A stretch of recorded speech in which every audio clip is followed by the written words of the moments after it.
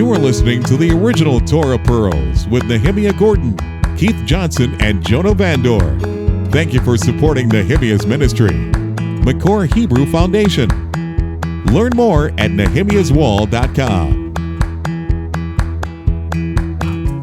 G'day to Alida in Florida, Desiree in Colorado, Patsy in Pennsylvania, Karen in Tennessee, Gail in Oklahoma, and Charles in Suffolk in the United Kingdom. G'day, Charles. And it's time for Pearls from the Torah portion with Keith Johnson and Nehemiah Gordon. G'day, gentlemen. G'day. G'day. Shalom, Jonah. We're getting near the end, aren't we? I'll tell you what, it's pretty close. We're getting there. Yeah, see the light at the end of the tunnel. I think we're actually basking in the light as we're doing this. And, we were talking, I know, about doing the next section, the next round of maybe the Haftarah. I think we have to really pray about that. But I tell you what, we're squeezing everything out of it. And the last two have been, we've set records in the last two. Over 2 hours in the last two episodes. And so, boy, let's see how we go with this one. But today we just hitting our stride. We've finally figured out the shtick. You reckon we've finally figured out that every episode should be at least 2 hours long? I think it should be. There you go. Well, look, today we are in... Nehemiah, just pronounce it for me. What is it? Teitzei. There it is, Deuteronomy 21:10 to 25:19. And look, just to make sure that we go over 2 hours, I feel the need to go back in time a little bit. Uh-oh. You're not going to bring up Harry Potter again, are you? No.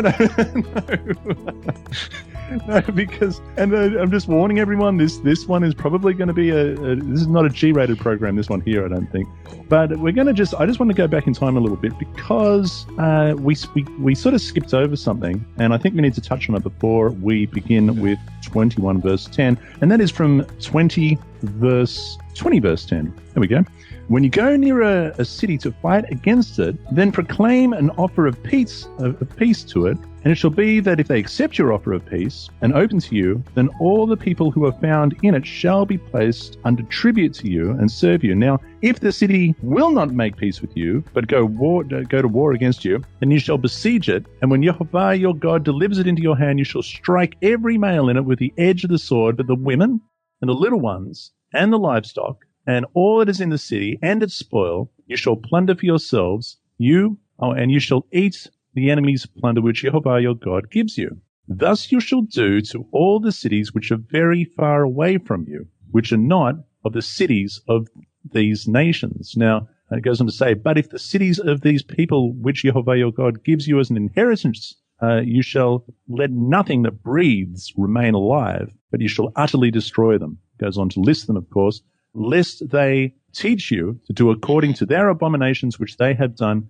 for their gods, and you sin against Yehovah your God. So those that are very, very far away, which are not among that list, I better read it: the Hittite, the Amorite, the Canaanite, the Perizzite, Hivite, and the Jezebite is that list there. Now, here we are at the beginning of our Torah portion. This is 21 verse 10. It says, when you go out to war against your enemies, and Yehovah your God delivers them into your hand, and you take them captive, and you see among the captives a beautiful woman, and desire her, and would take her for your wife, and I'm sure she'd be thrilled. Then you shall bring her home to your house, and you shall shave her head and trim her nails, and she shall put off the clothes. Can you read that last part and what? Shave her head and trim her nails. She shall shave her head is what it says, right, in yours? Yeah, she shall. Is that what I said? I thought you said he. Okay. I might have done, but she shall shave her head. It's another seashells by the seashore. She shall say, okay.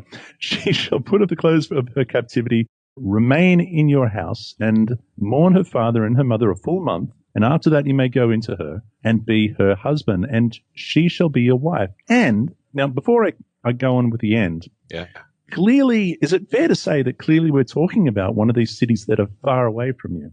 Right, because the nearby cities, they had to wipe everybody out. And you made a joking statement, Jonah. You said, I'm sure she's thrilled about that. But actually, the way I read Scripture is that whenever there is any kind of a marriage, that Scripture doesn't need to come out and say, and the woman accepts it. Because that's a given, that whenever there's any kind of transaction or agreement, that both sides have to agree, not just one side. And in other passages, it talks about when a man takes a woman. It doesn't say, and the woman consents, because obviously she consents. Is it obvious? It is to me. I think, I don't think you can have enter into any kind of a covenant. I mean, look, and we'll actually get to this a little bit later, but a marriage is a covenant. And we see this with when God makes covenants with us. You can't enter into a covenant unless both sides agree. God doesn't say to Israel, okay, I'm forcing this upon you. He asks them, and they say, Naaseh v'nishma, we will listen and we will obey, or we will listen and we will hear.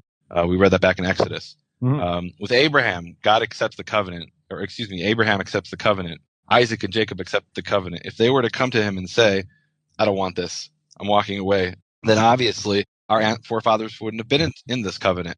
And I think the same thing is the covenant with the woman, that it's a given that she's consenting here. And if she's not consenting here, then she has the opportunity to continue to live as one of the captives, which essentially means a slave. So she's got that opportunity. So if she wants to marry this man, she can. And the whole thing of her shaving her head, so shaving her head is an act of mourning. Her parents were just killed in battle. Certainly her father, possibly her husband, were killed in battle, or were killed in the conquest of this city. And the point is that she's shaving her head as an act of mourning. That's something that's actually forbidden in Israelite, but out of mercy for these foreigners, that this is their custom, God allows them to do it. So the way I'm looking at this is that, is that she's consenting to this relationship because maybe it benefits her, in some way, it makes her life better or whatever reason. But she has the opportunity to opt out. Keith, it's incredible to comprehend that because obviously her parents have just been killed, her brothers have been killed. What goes through your mind? Well, we talked about this in our earlier portion regarding this, unless that was a dream of mine. I'm pretty sure we did. It's possible it could have been one of my dreams. Torah Pearls has taken over my life. But this issue of the fact that she is captive, and so the question is simple: would you like to be my wife, or would you like to stay as a captive? And it says here that she can change her clothes, which she had when she was a captive. And so so here are your choices. I've taken your father's dead, your husband's dead, your brothers are dead. I'd like to marry you. Your choices are to marry me or to stay being a captive. And that certainly is her option. She could have said, yeah, I think I'll just stay as a captive. And that, who knows? So but it's a matter of obtaining rights as well. So there are definite choices. I think there are choices, clearly. And it shall be, it says in verse 14, it shall be, if you have no delight in her, then you shall set her free. Now, does that mean that she is free, Nehemiah, of the covenant that they've made? Yeah, and it's actually very interesting.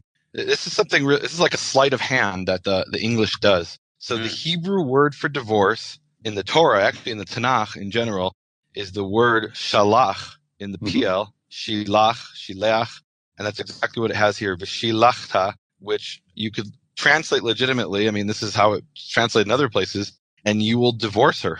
You could also you could translate it that way. You will divorce her linafsha to her soul, because literally this word means to send away, and basically divorce in biblical terms is you send the woman out of your house, you kick her out of the house essentially. And now later on we're going to see in chapter 24 that there's more to it. Certainly at the time of Moses when he divorced Zipporah, you're no longer living with me. Bye. Go back to dad. So you certainly shall not sell her for money, and you shall not treat her brutally, because you have humbled her. Now, she's obviously not going back to the status of a slave again, right? So she's actually, in a sense, set free. Right. It's interesting, and I think this is really interesting, and I think about this from the perspective of what's called being fair. So she agrees. So let's just say she agrees. Okay, I've lost my father or my brother and my husband. I've agreed to be your wife, and then you don't like me. I don't please you, etc. So it would be maybe natural to think, well, look, you're going back to slavery. You're going back to be a captive. And instead, the issue is if you've taken her to be your wife, and there's an agreement between the two of you, yes, we'll be married. And then you decide you don't want her. You don't just get to say, well, hey, if you don't do this, I'm sending you back to back to prison. She's going to be a free person, and she's going to be able to go out. Because he has humbled her, and it doesn't say, why he has no delight. We're not given that information, which is interesting. But we're certainly given other examples as we go on here. It goes on to say, verse 15. So some of the Jewish Bible commentators, from the Middle Ages, suggest that he doesn't delight in her because he sees her without her hair, and because the woman's hair is her beauty, and so she shaves her head as at morning, and he looks at her, and he's like, not so much anymore. So he might not have even consummated the wedding, and he already has to set her free because he essentially entered into an agreement that they were going to get married, which is one possibility.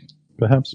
If a man has two wives, one loved and another unloved, and they have borne him children, both the loved and the unloved, if the firstborn is of her who is unloved, Then it shall be on the day he bequeaths his possessions to his sons that he must not bestow firstborn status on the son of the loved wife in preference to the son of the unloved, the true firstborn. But he shall acknowledge the son of the unloved wife as the firstborn by giving him a double portion of all that he has, for he is the beginning of his strength. The right of the firstborn is his. I think that's really profound, because what it's telling us here is that the right of the firstborn isn't granted by the father. It's granted by the Father with a big F. It's something that's a God-given right. Mm-hmm. If a man has a stubborn, rebellious son who will not obey the voice of his father or his mother, and who, when they have chastened him, will not heed them, then his father and his mother shall take hold of him and bring him out to the elders of the city, of the gate of that city, and they shall say to the elders of the city, this son of ours is stubborn and rebellious. He will not obey our voice. He is a glutton and a drunkard. Then all the men of this city shall stone him to death with stones. So you shall put away the evil from among you, and all Israel shall hear and fear. I tell you what, I have two things to say about that. Number one, I think it'd save a lot of problems in today's society, at least what we observe in Western society these days. Having said that, Keith, I also have to admit I would probably be one of them. I really, I read this and I look at myself back then and I think to myself, if I was back in the day, I don't think I could have blamed my parents for taking me to the gates of the city gates and the elders. And all I can say is I'm, in a way, I guess. Here's exactly the point. If you lived in a society where they took you to the gate of the city and they chastened you, and that's just more than wouldn't be. Bad boy. It's much more than that. And then you find out, okay, wait a minute, they're going to stone me. Okay, I'm it's time to shape up. Yeah, that's a really good point. And I can say, if I was in a society that upheld this law and I was aware of it, I would do everything in my power to behave myself. And there's no doubt about that. Yeah, that we, look. So first of all, the Jewish Bible commentators on this one because this is a very controversial passage, even within Judaism. They've said this has never actually been carried out in the entire history of Israel. Mm-hmm. That this is one of these things that's more like, it's actually kind of like the city where they turn to idolatry and you've got to wipe out the whole city. That also has never been carried out. But these are kind of ideals that we can hold up, but that these things have actually never been implemented, at least as far as we know. The deterrent factor here for sure. Okay. The one thing that I think is very interesting and the concept that catches my attention is that it doesn't say that the parents actually stone him. It says that the parents bring him to the community. In other words, that this idea that the community is, there's this thought, about the community raises a child, and that they bring the, and if it's never been done, who knows? I mean, if it has or if it hasn't, I don't know how we would know 100% for sure. But I could see the fact that, the parents saying, look, we've done everything we can do. We've tried to give grace. We've tried to do this, et cetera, et cetera.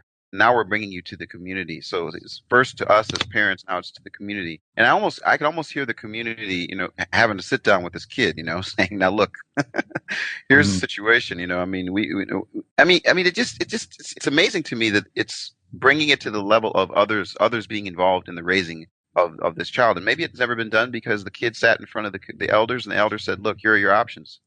Yeah, and I think you make actually a really good point, Keith, that we have three levels here. We've got the parents, we've got in verse 20 the elders of the city, and then in verse 21 we've got all the men of the city, or all the people of the city. Mm-hmm. So we've actually got three levels here of expanding responsibility. And this is an important point, because people will make fun of the Bible and say, if your son drinks and eats too much, are you going to stone him? Of course not. This is not something that can be carried out by an individual family even. This is something that has to be part of a community of observance of the Torah, something that doesn't really exist in modern, basically a whole society of observing the Torah. And that's something that doesn't really exist today. So in that sense, this is one of these commandments, kind of like sacrifices that we can look at and say, and really I think a lot of the things we're reading in this section are things that we could say, okay, these are ideals that maybe one day when the Messiah comes, although at that point I don't think this will be an issue, but when the Messiah comes, these things will go and, will be things we can implement. But right now, this is like reading about the Passover sacrifice. I can learn about that, but I actually can't go and do it. So Deuteronomy 17, verse 6 and 7 kind of suggests that it would be the parents, particularly verse 7. It says, whoever is deserving of death shall be put to death on the testimony of 2 or 3 witnesses. He shall not be put to death on the testimony of 1 witness. The hands of the witnesses shall be the first against him to put him to death. So it would suggest, and then after the hands of all the people, it would suggest that his parents first. So it's got to be a very, very, very, very serious level, I suppose, of a son who is rebellious, who is aware of this law, who's probably been given many, many warnings, and yet he will not heed to the voice of his father or his mother, and carries on in a rebellious, gluttonous, drunkard fashion, and then he is taken to the elders. So it's really a very extreme example, I would imagine. Mm-hmm. Interesting. If a man has committed a sin deserving of death, this is verse 22, and he is put to death, and you hang him on a tree. Now stop. A lot of people, Nehemiah, a lot of people will connect that previous passage to this one here. And I'm not saying that it's not necessarily connected, but in the previous passage, we have a young rebellious chap who's stoned to death with stones. Is it possible that they would stone him to death with stones and then hang him on a tree? Oh, the person hung on the tree is already dead. Absolutely. Whoever's hung, and here there's a connection, the connection of association that we talked about in the past. That, okay, here's an instance of the rebellious son who's put to death. And now, by the way, whenever anyone is put to death, you're allowed to hang them on the tree, but only until the evening after that you have to bury them. Right. Okay, so he's hung, by a rope, by a tree? Is there as an example, serves as an example, or are we talking about hanging on a tree like the impaled type? Yes, so there are actually examples where this is carried out later in the Bible, in the book of Joshua, and in those situations, if I'm not mistaken, there's actually it's expressly said that this is impalement, but it doesn't have to be. It could be, they could just string them up. Sure. Not necessarily by the neck, but just string them up in a way. And the point is that people will see him and say, okay, I better not step out of line. That's what happens. Now, what they would do in the pagan societies is they would do that, and then they would leave them there for months, maybe basically until the body was decomposed. And the point of this commandment is saying you can put them up as a warning to people, but only until evening. Don't leave the body until morning. Shall not remain overnight on the tree. You shall surely bury him that day, so that you do not defile the land which Jehovah your God is giving you as an inheritance. For he who is hanged is accursed of God. How do we understand that? It's a curse not to be buried. Mm-hmm. This is apparently the message here. But it's he who is hanged. It's not he who is not buried. Right. Well, the point is that the point of the hanging is to leave the body exposed. And we can actually see this over in, I believe it's 2 Samuel 17, when there's a situation where basically David has to do this to a number of people who are of Saul's descendants who had violated the treaty with the Gibeonites, and to satisfy the Gibeonites, they've got to punish them according to the Gibeonite fashion of the Gibeonites. They had these, pagan practices, and so they left the bodies out for the birds and the animals of the fields to come feed upon them. And actually, there was a woman who came and one of the relatives and was driving off the birds. But basically, the point was to leave the body exposed. The fact that it was hanging on a tree was just so that it'd be more visual, that it'd be like a place where you could see it. But what was significant, the important point, is that the body was exposed and it could be eaten by the animals. And that is telling us to be exposed like that is a curse. That's how I read it. I mean, okay. Maybe there's a Methodist take on it. We'll wait for that. Right. So he who is hanged is accursed of God. Chapter 22. You shall not see your brother's ox or his sheep going astray and hide yourself from them. You shall certainly bring them back to your brother. And if your brother is not near you, or if you do not know him, then you shall bring it to your own house, and it shall remain with you until your brother seeks it, and then you shall restore it to him. You shall do the same with his donkey, and you shall also with his garment, with anything that your brother has lost. Kind of a lost and found, right? And you shall do likewise. You shall not hide it. So I have a question here, guys. I'd like to confess something. I've got a dog in our neighborhood that there's a couple dogs in our neighborhood. One of them is the neighbor's dog. He's not a very good dog. He barks a lot. All that, but then there's this other dog that that's what he's supposed to do. That's his job. They let the dog in the middle of the day. He's barking, and in the middle of the night, and so the other guy lets his dog go, and the dog decided to come over to my garbage can and to knock it over and to go through and pick what he wanted, and the rest he flew all over the driveway. So would it be That's adorable. Would it be outside of Torah for me to have gotten my BB gun and to shoot the dog? What? Because that's exactly what I did. Listen, I'm telling you right now. No, you didn't really do that. Of course I did. I shot him in the butt, and he's never been back since. And this was a way of training the dog. If you come to my labor area over here and you start taking my garbage out, you're going to get shot. Okay, so I want to know if I broke the Torah. It doesn't say anything about dogs, and it doesn't say anything about trying to train the dog not to come and start. That's what I want to know. Have I done some terrible thing? Do I need to repent? I haven't seen him since. Yeah. Jono, what happened to Jono? I think he's having a laugh attack. Is this the Toronto blessing that's overcome you, Jono? I don't get it. You must not erase this. I'm trying to figure out if there's anything that I've done. You shot wrong. a dog? No, I didn't shoot him with a bullet. I just shot him with a BB gun. I wanted to train him. Don't mess with my garbage can. So all the dogs shall hear and fear. Oh, dear. Okay, No. I wanted to ask that question. Let's move on. I do think it is mentioning that, now joking aside, that the verse we just read, Deuteronomy 22:1, is talking about the ox of your brother. I don't know that it would apply to a dangerous animal. Like if you have a dog that you don't know and it's potentially dangerous, I don't think you're required to go and put the pit bull on the leash and bring him back. Well, it says, doesn't it? I mean, if there's a dog that's been known to bite in the past, or an ox that's been known to gore in the past, and then it's the owner's fault, and the ox. But especially with a dog, if you don't know, then you've got to assume that it's dangerous. And this is a dog lover. That's what you assumed, isn't it, Keith? Think I didn't? Oh, he was messing with your. Found my Harry Potter books in the garbage can. Spirit of Harry Potter, I knew it. That's why I did it. Yeah. I don't even know where we are now. All right, look. Exodus 23, verse 4. Now, before I read that, it goes on to say, "You shall not see your brother's donkey or his ox fall down along the road, or hide yourself from them. You shall surely help him lift them up." And it just reminded me of that. And it goes further, of course, in Exodus. It talks about not just your brother. It talks about, Keith, your enemies. It says, where is it? Oh, you're really throwing me, Keith. I tell you what. "If you meet your enemy's ox or his donkey going astray, you shall surely bring it back to him again. And if you see the donkey of one who hates you lying under its burden, you would refrain from helping it, you shall surely help him with it." Which I just think is grand. Yeah.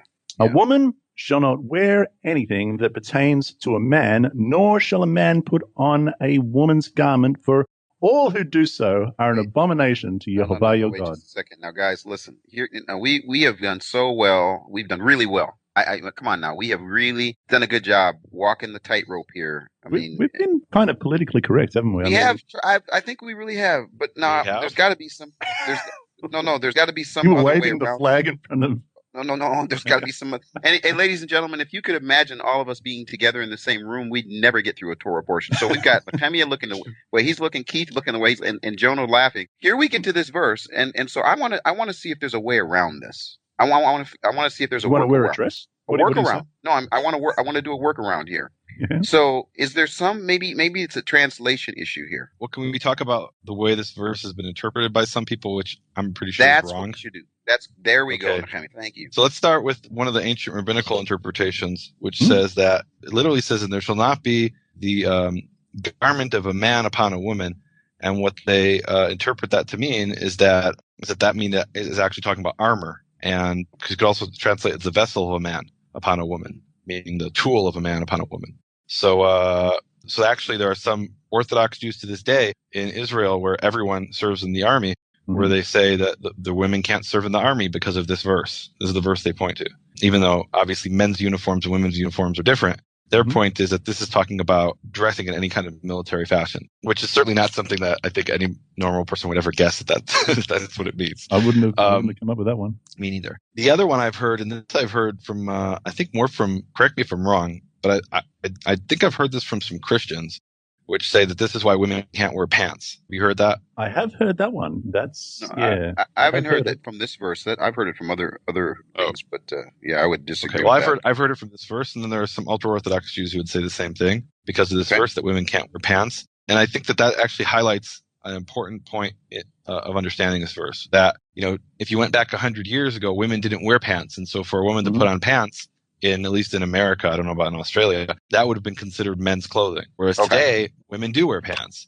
And the point is that what this is talking about, I think, is one gender dressing up to look like the other gender. And here comes the controversy. In Scotland, men wear those kilts. Dresses, those skirts, kilts, and that's kilts. Legitimate because that's part of their culture. So there's actually a cultural element here. And I would argue that if a man puts on eyeliner and eyeshadow and fake eyelashes and all the and lipstick, but he's wearing jeans and a t-shirt, he's still violating this commandment because he's making himself look like a woman. I want to say to Nehemiah that I appreciate that taking that just a little bit further. And I would like to confess I've called Nehemiah liberal on the show, and I'd like to apologize. I don't think he's a liberal. I think no. What I mean is that I think you take a really fair view toward Scripture in terms of the balance. And I think I seriously want to say this. I think that you really do that. But let's just deal with this verse for a second. So here's the question that I have. If a woman says, I want to the best of my ability, via outer garment or whatever else that I wear, I really want to send the message that I'm dressing like a man, would that apply to this verse?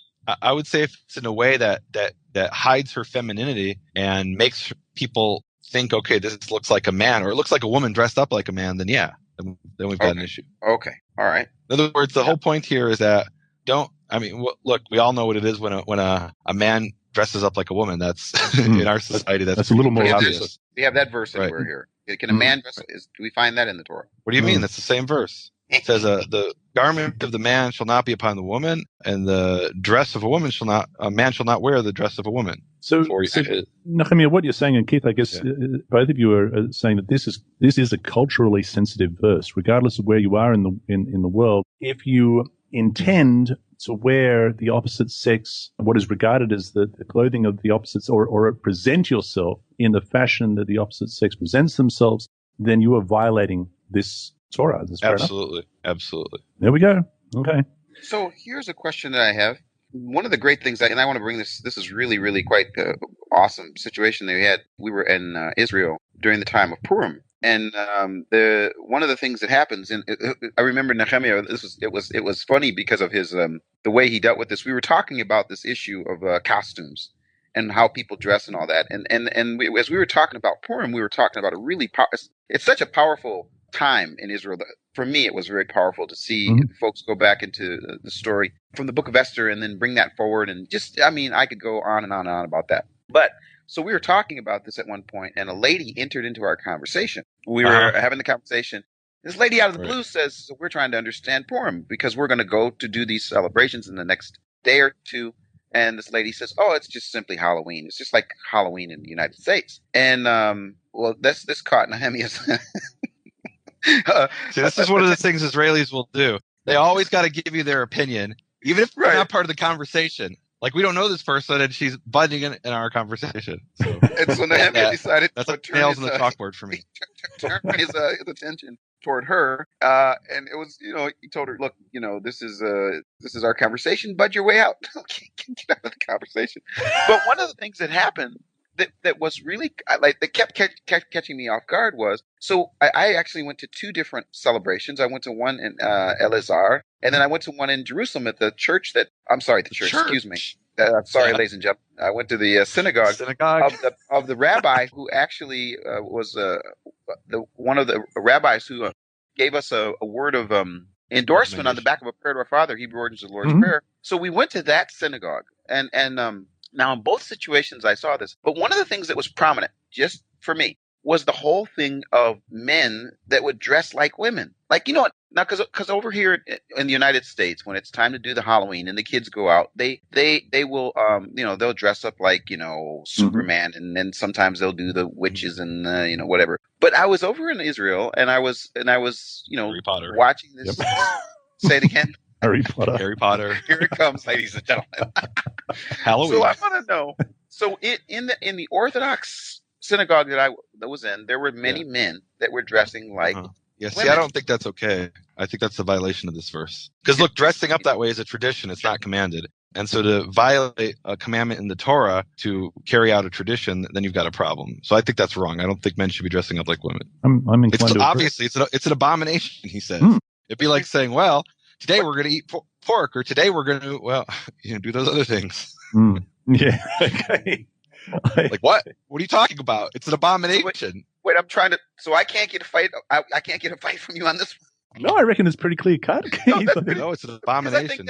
Look, I don't think people should be dressing up like witches either. I think that's also an abomination. They shouldn't be dressing up like witches and anything pagan.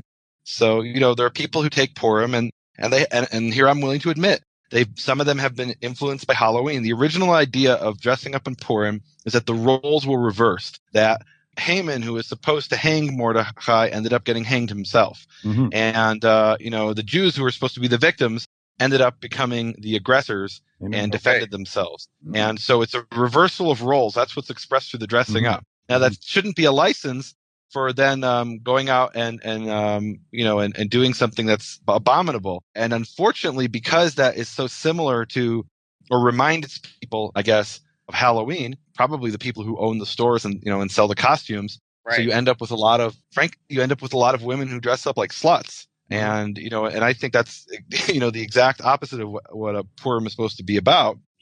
Esther is another symbol of dressing up because she hid who she was. She dressed up like a Persian, and she acted like a Persian. So there's another symbol there, but she didn't make herself into something, something. Yeah, she didn't cheapen herself. On the contrary, she was noble. So I think there are people who abuse it, and part of the abuse I can blame on the people who on the Halloween people. I can I think there's some legitimate blame there. That the Jews, in this instance, we've been influenced by negative things because of the similarities of some of our traditions. Some of those other traditions have rubbed off. So it's really interesting. The reason I want to bring this up, the synagogue that I went to was a Orthodox synagogue where the men separate from the women could not sit on the ground level. They had to go and sit up in the balcony. But the Reform synagogue that we went to wasn't like that. It was mixed. And what I thought was so interesting was here you had the more Orthodox synagogue where the women couldn't sit on the main level, but you had a bunch of men dressing like women. It was bizarre. It was bizarre. I mean, the point was just that there's this rule we can't have the women down here, but then they had the men dressing like it was really something. Okay, that's my Purim story, and we can move on. There it is. If a bird's nest happens to be before you along the way, on a tree or on the ground, or young ones or eggs, or the mother sitting on the young ones or on the eggs, you shall not take the mother with its young. You shall surely let the mother go and take the young for yourself, that it may be well with you and that you may prolong your days. That's fair enough. When you build a new house, then you shall make I've got a parapet. Parapet, which basically means like a fence or a gate or something. Not like a railing. A railing. Yeah, a banister sort of there you go. It's a new word, a parapet. For your roof, so that you may not bring guilt of bloodshed on your household. Now, Keith, that's what you need. You need a parapet around your bin. Let me tell you guys something. I was yesterday, I'm in New York City as we're doing this right now, and it's hot. Today it's about 90-some degrees. Yeah, I heard it's a really bad heat wave there. It's a really hot heat wave yesterday and today. So I'm in New York City, but yesterday, the day before yesterday, I actually did a little walk with my wife, and I said, hey, I'm going to take you down to the Brooklyn Bridge, and we're going to walk across the Brooklyn Bridge. It's really, New York's an amazing city. There's so many things in New York, but one of the things that we did was we walked across the Brooklyn Bridge, but for 85% of walking across the Brooklyn Bridge, you can't see outside the bridge. You literally are walking, and they've got these walls. And on the side so you're walking down this boardwalk. The whole point of walking across the bridge is to see the water. The view. Yeah. It's the view. That's why I'm talking around. And for 50, 60% of it, I'm walking. I can't see anything other than the people in front of me and this wall that they've built on both sides. Mm-hmm. Why have they built this wall? Because now they've got it to the place where you can't walk on the edge of the Brooklyn Bridge and jump over. Mm. Like you can't jump off the Brooklyn Bridge anymore. They've put up a parapet. You can't. It's worse than a parapet.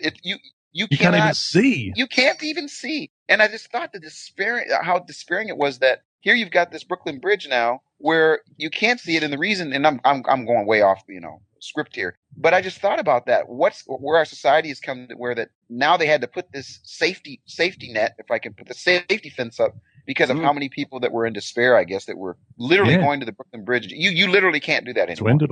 But you'd think come on. You'd think you'd have a mesh fence or some sort of perspex or something. You can't even get to that part of it. You can't even get to that part. Man. But there it is. But so what do you do if you want to jump off a bridge? I don't understand. You need to bring can't do it from there. You got to find a different bridge. No, you got to bring a rope and an anchor, and you got to sort yourself out. You got to go through an entire process. It's not. You got to learn to scale a wall before you. Right. Dear me. So then you dress up like Spider-Man before you do that, though. Yes. Do it out for him. You know what? I've heard. I think it was the best advice I ever heard from Billy Connolly. I think it was, who said, if you want to jump off a building and end it all, at least go bungee jumping first and see if you like it. Impressive.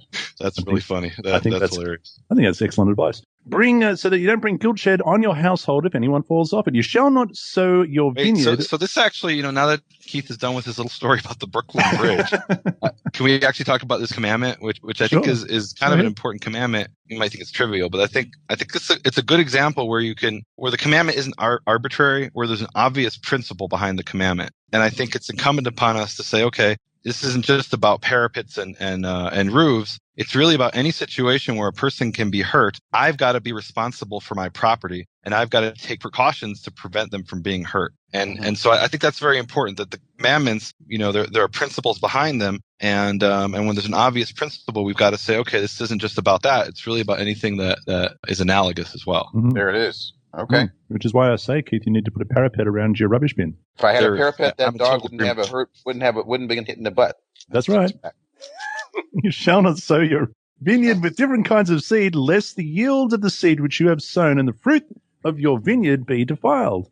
You shall not plow with an ox and a donkey together. That makes sense. You shall not wear a garment. Whoa. So let's stop here. What's the principle? But you got to go around in circles, right? Let's be honest here. Nobody here is going to be plowing with an ox and a donkey separately or together, unless we've got some people over in, I don't know, like Bangladesh who are listening on their wireless. So how does this apply to us? That's my question. What is the principle behind this commandment? Before we get to the application, before we get to the application, let's let Jonah read it, and then let's go to the application. We will get stopped in the halfway. Read the whole thing. We just read the verse. You just read. And you shall not wear a garment of different sorts, such as. Whoa! What are you talking about? Verse 10 is its own thing. Why are we? In the NIV, what they do, they have this connected together. This is a thought. This joining together is a thought. So in Hebrew, there's a space in the manuscripts that indicate this is a separate thought. It's a separate issue. That's what I wanted you to. I wanted to let the people know. In my NIV, this is connected. In the Hebrew Bible, it's not. So I'm trying to do the NIV reading, and Nehemiah is saying, "Whoa." How do they connect? I say we stop and look at it. But here, so when I'm reading this here, and it says, "Do not plant two kinds of seed in your vineyard. Mm-hmm. Do not plow with an ox and a donkey. Do not wear clothes of wool and linen." So before we get to the last verse, they've connected the last verse about the tassels, but the other ones, it's like, okay, these are all three things that are connected. So if they're not connected, let's talk about it. I was trying to get Jonah. Okay, no, that's good, Keith, because it does appear connected in mine as well, and it certainly when you read it all together, it appears 9, 10, 11. There is a mixing, right? There's a mixing going on. And that's the principle of association that we've got. We talked about this. Now here's another thing. It's a little bit similar. Might be a different principle, but it's kind of similar. And here's a third thing that sounds similar as well. But verse 10, what is the principle? Because look, I can't tell you what the principle is in verse 11. I honestly don't know. Hybridization. Hybridization. What are you talking about? Jonah's going to tell us about that one. Let's deal with the one you can tell us about. Right. So verse 10, do not plow with an ox and a donkey together. And I think the principle there, what jumps out for me, is that one of those animals is of a different strength than the other animal. And if you plow with them together, you end up essentially torturing an animal. I mean, so the principle that jumps out for me in verse 10 is that one of the animals is of a different strength than the other animal, the ox and the donkey. And if you end up plowing with them together, the result is that one of the animals is going to be tortured. And essentially, I believe the principle behind this commandment is cruelty to animals. It's giving us guidelines not to be cruel to animals, like shooting them in the butt with a I knew he was going to do it. This is why he wouldn't let it be connected. He had his agenda.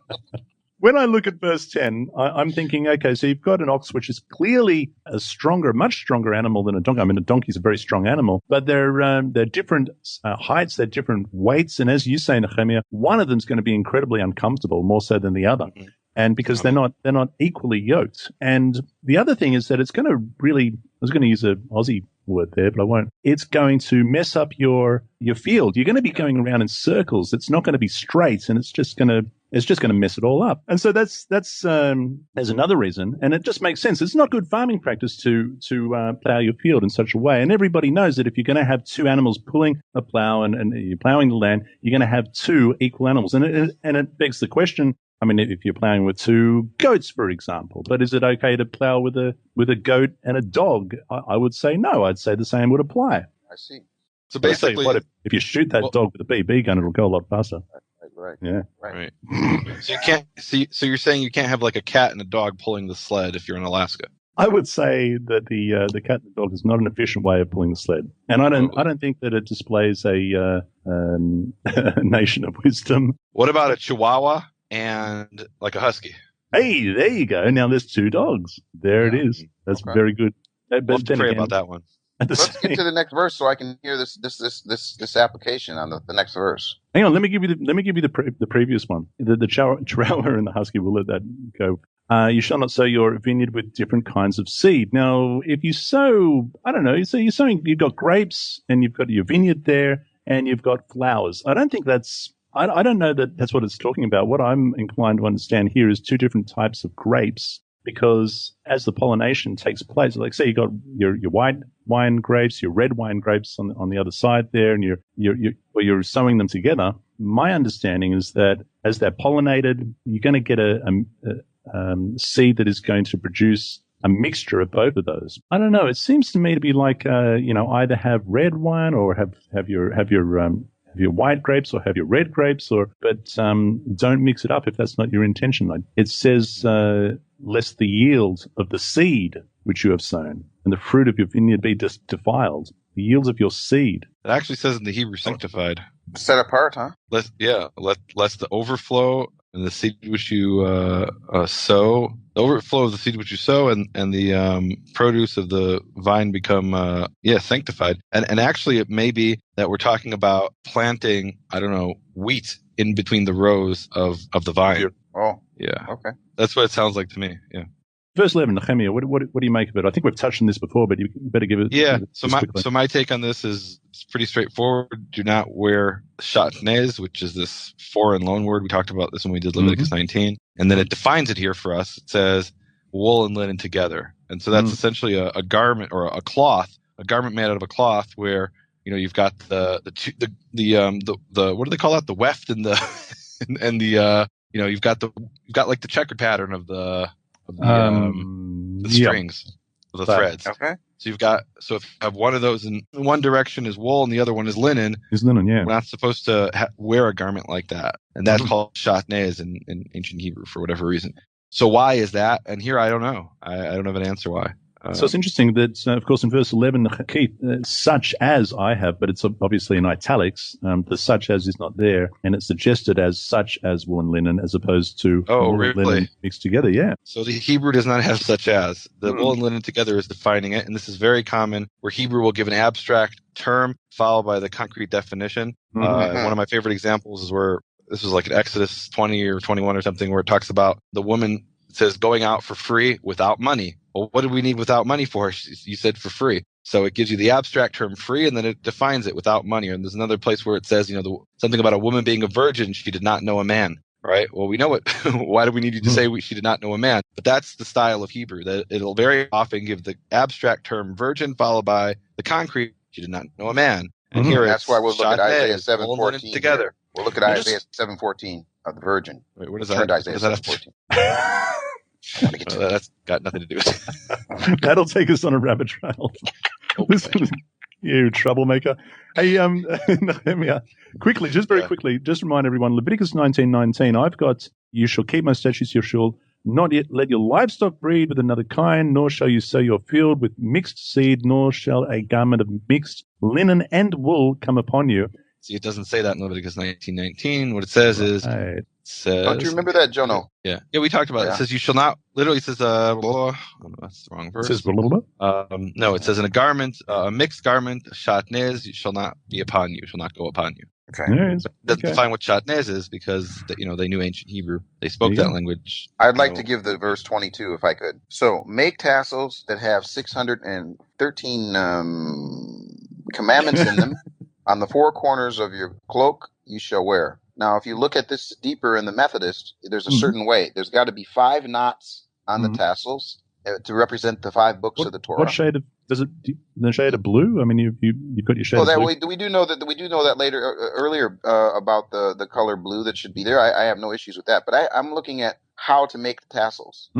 Please. And there's a secret way to do it, and it's my understanding that Nehemiah knows the secret way to do it. So Nehemiah, would you please tell the people where you got the instructions on how to create the tassels, the tzitzit? Yeah. So there are no instructions. There's different traditions of how to do it.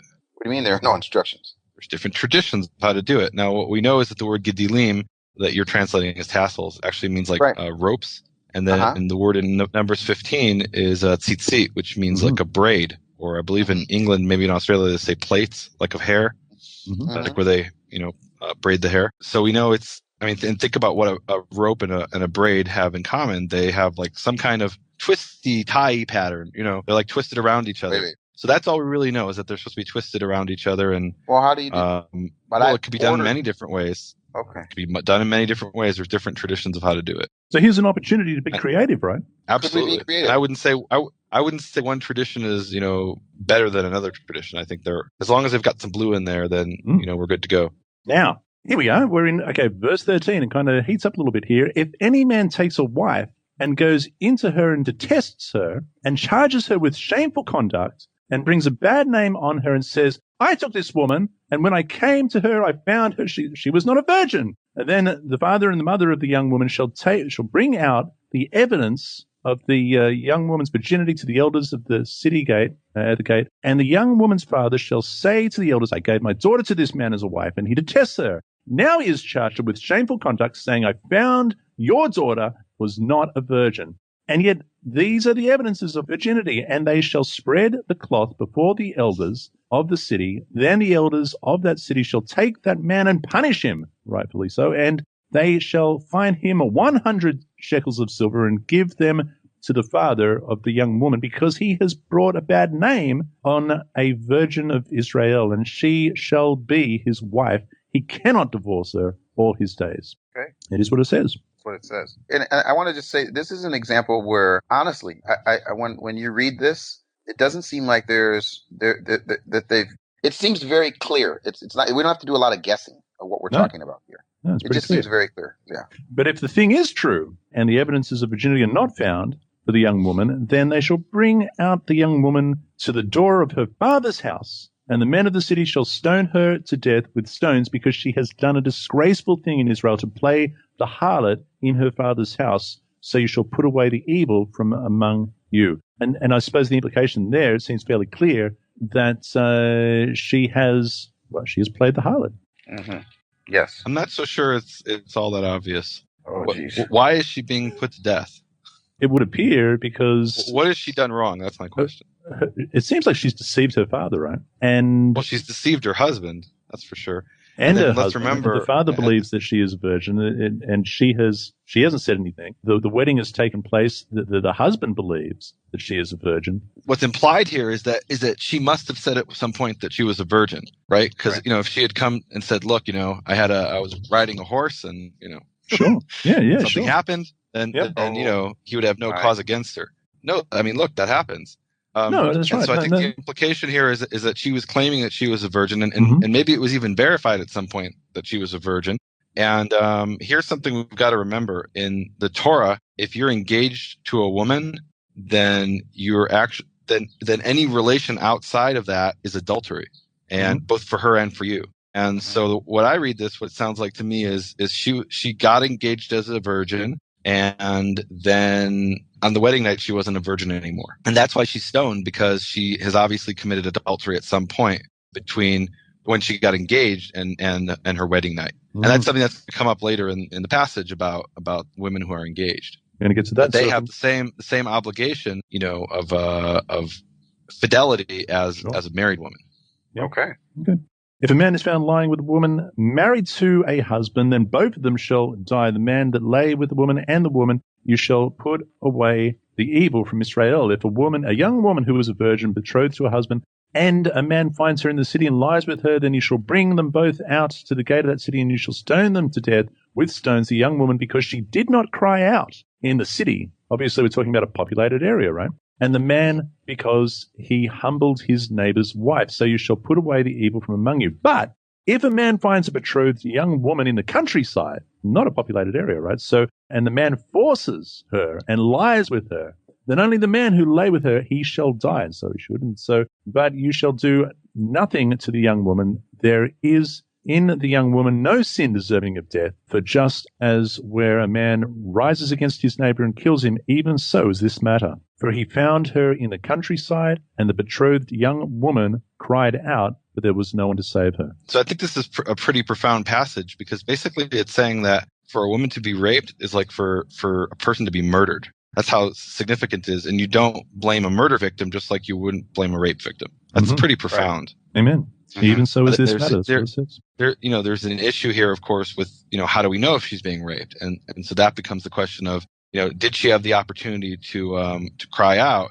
And if she did, then, was there anyone there to hear her? So if this is a dark alley at night and no one is around, even if it's in a city, and I would say any modern city is basically the equivalent of the countryside in ancient Israel, that, you could be in, there's famous examples where a woman there's the famous example in New York where the woman was murdered and was crying, and it took a long time to murder her, and she was crying out, and nobody came to save her. So in that respect, I would say the modern city is the equivalent of the ancient countryside. But if you're in a little village and the woman screams, everybody comes running. Okay. So.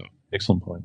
If a man finds a young woman who is a virgin who is not betrothed, and he seizes her and lies with her, and they are found out, then the man who lay with her, he shall give to the young woman's father 50 shekels of silver, and she shall be his wife, because he has humbled her. He shall not be permitted to divorce her all his days. Now, we see an example of this, right? This is Jacob's daughter and the prince of Shechem. Is that correct? I don't agree. I don't think that's the example at all.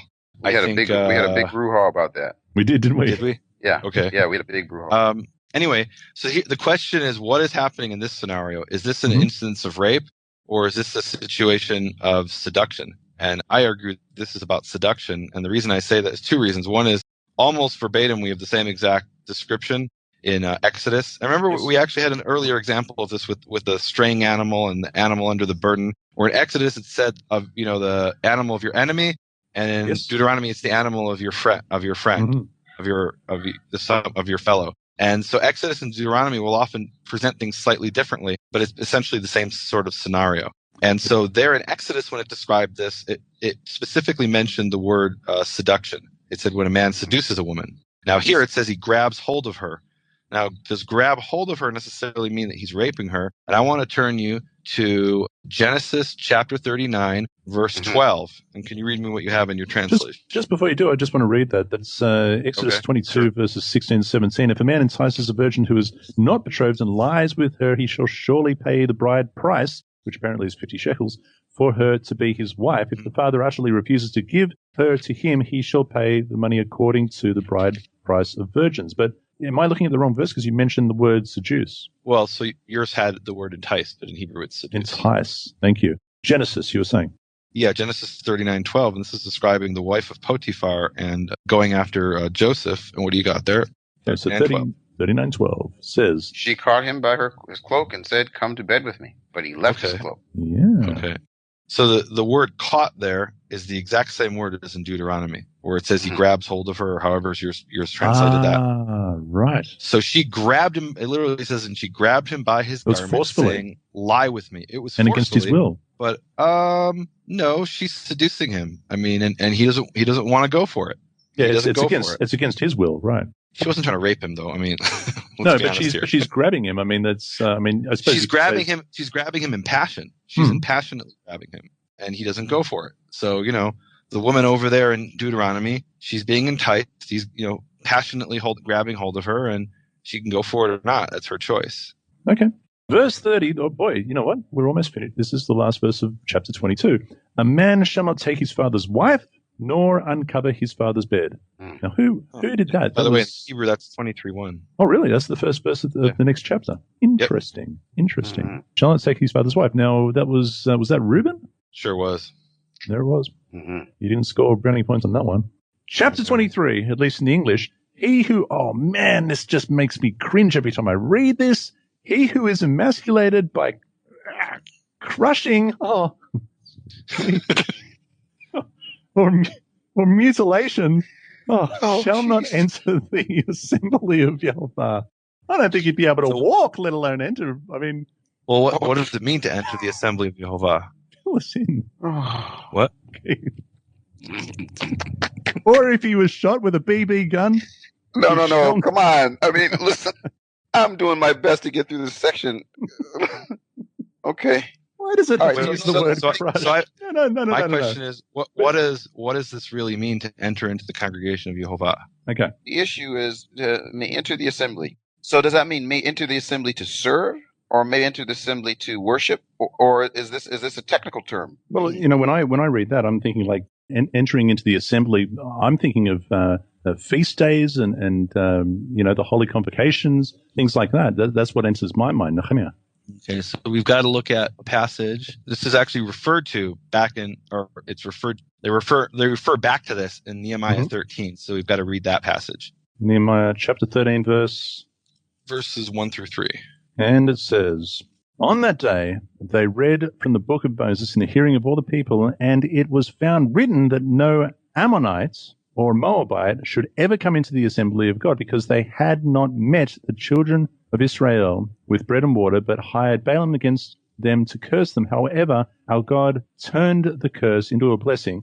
And so it was, when they had heard the law, that they separated all the mixed multitude from Israel." So does yours say mixed multitude, Keith? Give it to me again. Nehemiah 13:3. Nehemiah 13:3. Okay. Nehemiah'sWall.com. Nehemiah's Wall, by the way, Nehemiah'sWall.com, his new website. There it is. Get the new book. It's called Shattering the Conspiracy of Silence. The Hebrew power of the priestly blessing unleashed. There it is. Got to get it if you don't have it already. What's wrong with you? All right. Oh, on that day, the book of Moses was read aloud in the hearing of the people, and there it was found written that the Ammonites, Moabites should ever be admitted into the assembly of God, because they had not met the Israelites with food and water, and had hired Balaam to call a curse down upon them. Our God, however, turned the curse into a blessing. When the people heard this, they excluded from Israel all who were of foreign descent. Foreign descent. Right. And there's another verse we've got to look at. Okay. Just to put this into its context, I think I need to read the next few verses. Yeah, Deuteronomy 23. So while you're looking for the second one, let me just keep going here. One of illegitimate birth shall not enter the assembly of Yehovah, even to the 10th generation. None of his descendants shall enter the assembly of Yehovah. Now, illegitimate birth, we've got to address that. And it goes on to say, an Ammonite or a Moabite shall not enter the assembly of Yehovah, even to the 10th generation. None of his descendants shall enter the assembly of Yehovah forever, because they did not meet you with bread and water on the road when you came out of Egypt, because they hired against you Balaam the son of Beor from Pethor of Mesopotamia to curse you. Nevertheless, Yehovah your God would not listen to Balaam, but Yehovah your God turned the curse into a blessing for you, because Yehovah your God loves you. You shall not seek that peace nor that prosperity all the days forever. All your days forever. Okay, and that's essentially the last part is what was being quoted in Nehemiah 13. Yep. And as a result of reading that in the Torah, they removed all the Erev, which is the mixed, from Israel. And it's not exactly clear mixed what. It goes on to talk about how there was this relationship that one of the priests had with Tovia, and Tovia was an Ammonite. It was actually an Ammonite name. And we hear about him in other places, Tobias the Ammonite. And so he was essentially kicked out of the temple. He had been serving there in the temple and was kicked out. So that's a reference to it. And the other one is in Ezra chapter 9, verses 1 to 2. And here it's a little bit more clear. So can we read that? Ezra 9, 1 to 2. When these things were done, the leaders came to me saying, the people of Israel and the priests and the Levites have not separated themselves from the peoples of the lands with respect to the abominations of the Canaanites, the Hittites, the Perizzites, the Jebusites, the Ammonites, the Moabites, the Egyptians, and the the Egyptians and the Amorites. For they have taken some of their daughters as wives for themselves and their sons, so that the holy seed is mixed with the peoples of those lands. Indeed, the hand of the leaders and rulers has been foremost in this trespass. So we've got a situation here where they're intermixing with these idolaters, marrying idolaters, and I guess you might say they're unequally yoked. and this becomes a situation where they need to separate from them. And so some people look at this and say, okay, when it says an Ammonite and a Moabite can't come into the congregation of Yehovah, it actually means they can't marry an Israelite. That's one interpretation. The other interpretation is to say that to come into the congregation of Yehovah means actually to enter into the temple. That's actually more consistent with Nehemiah 13, which talks about Tobias having, a room in the temple. And then the other passage that supports that is Lamentations 1:10, which says, the adversary has spread out his hand upon all her pleasant things, for she has seen that the heathen entered into her sanctuary, whom you did command that they should not enter into your congregation. And the phrase is almost exactly what it says in Deuteronomy, not to enter into the congregation. Sanctuary. And so entering into the congregation actually then in that would then mean to enter into the temple. So an Ammonite and Moabite wouldn't be allowed to enter into the temple, which then raises the question, what about Ruth? Ruth the Moabite. That is the question. So there's different answers. The rabbinical answer is to say this only applies to the Moabite males, not to the Moabite females. I think that's ridiculous because we definitely saw that there was an issue with Moabite females in Ezra chapter 9. And I think let me ask you a question. Because what I've got here in the English, an Ammonite or a Moabite shall not enter the assembly of Yehovah, even to the 10th generation. None of his descendants shall enter the assembly of Yehovah forever. Right. What is all it the commandments in the Torah are in the masculine. Okay. And they also apply to the feminine. So, for example, in the Torah, in Hebrew, when it says thou shalt not murder, the word thou is actually the masculine form of thou. But obviously it also means thou in the feminine. Right. Yes. So the fact that it says his doesn't tell us whether it's a man or a woman. Sure. All the commandments that are stated in the masculine, unless they're gender-specific commandments, apply to the feminine as well. Like there are actually specific commandments where it talks about a male. It doesn't say he gets circumcised. It says the male gets circumcised. So that's gender-specific, and it specifies the gender. Whereas here, this is something that is not, I don't see how this would not apply to a woman as well. I think the issue with Ruth is she became an Israelite, and she becomes an Israelite in chapter 1, verse 16. Maybe we can read that because that's a pretty powerful passage. It explains she's entering the land of Israel, and let's see, verse. It says to Naomi. Verse 16. And it is. But Ruth said, entreat me not to leave you or to turn back from following after you, for wherever you go, I will go. And wherever you lodge, I will lodge, and your people shall be my people, and your God, my God. And where you die, I will die, and there I will be buried. Yehovah, do to me, and also more, if anything but death parts you and me. So here she's actually saying, your God is my God, and your people is my people, and she's sealing that with a vow. That's not just an offhand statement. She's saying an actual oath. So shall Yehovah do to me, and even worse and even more. And that makes it into a vow. And so that's a legally binding statement. So she, at that point, she joins herself to the God of Israel and the people of Israel. She's living Isaiah 56. She's living Isaiah 14, joining the God of Israel, adding herself on to the people of Israel. Certainly. But the question and is at that point, she's no longer a Moabite, and Deuteronomy 23 doesn't apply to her anymore. But also an agreement, a covenant, a vow of sorts does take place prior to that, in that she marries an Israelite man. Well, she marries the Israelite man when she's in her country in Moab, and presumably, we don't know for sure, but so her husband and her brother-in-law both died. Yes.